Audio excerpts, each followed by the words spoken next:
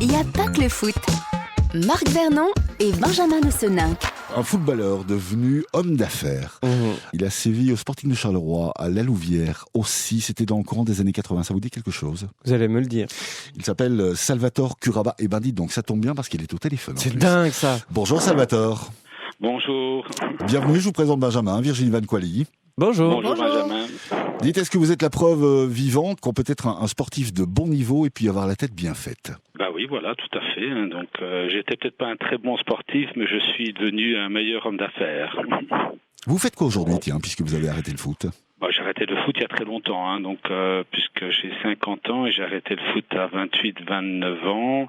Et voilà, je suis à la tête d'une entreprise qui s'appelle ici, une société de 130 personnes que j'ai fondée il y a 15 ans. J'avais 35 ans à l'époque.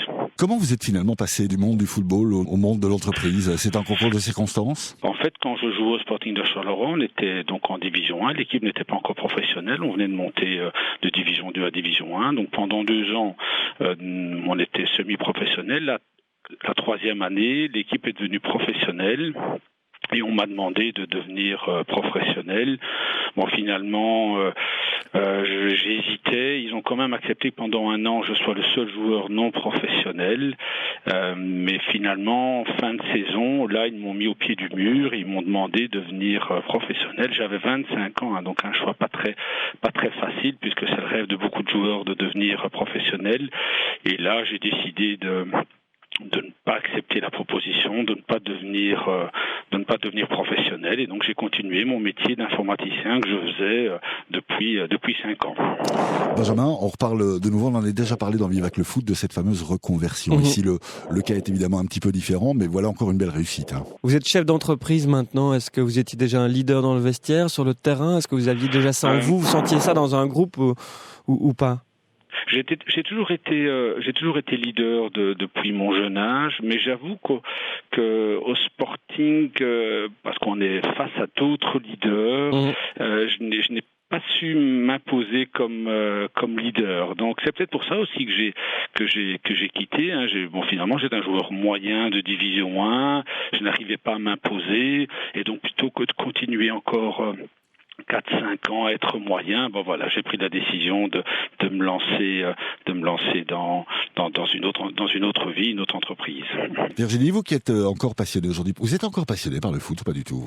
Vous regardez les matchs avec plaisir à la télé? J'étais souvent dans les stades avec mon papa quand j'étais plus petite. Maintenant, je regarde ça avec un peu plus de recul. Forcément, quand les Diables jouent, je regarde, je ne manque pas un match. Certaines grosses rencontres de Champions League ou quoi, je m'y intéresse, mais j'avoue que je suis pas fanat au point de suivre ça de près tous les week-ends. Est-ce que le foot vous a apporté quelque chose pour la condition physique? Moi, c'était la condition physique, ça m'a vraiment apporté, parce que je jouais plus professionnellement, entre guillemets, au tennis à côté. Ça, c'était mon vrai sport. Et j'avais une très bonne condition grâce au fait de jouer au foot dans la cour de récré, avec les petits voisins, dans le jardin. Ça m'a vraiment apporté la condition physique. Tiens, toujours à propos de foot, dans le cadre de Viva for Life, il y a une vidéo qui sort aujourd'hui avec les Diables Rouges. Avec les Diables Rouges qui soutiennent aussi l'opération Viva for Life. C'est une vidéo assez sympa à découvrir sur le site vivaforlife.be. Il y a entre autres Origi, il y a Vandenborg, il y a Courtois, il y a Eden Hazard aussi qui en fait partie. Donc voilà, allez voir ça. Ils sont là avec les pancartes, avec les petits Teddy for Life, et ils apportent leur soutien à l'opération. Très bien, c'est noté.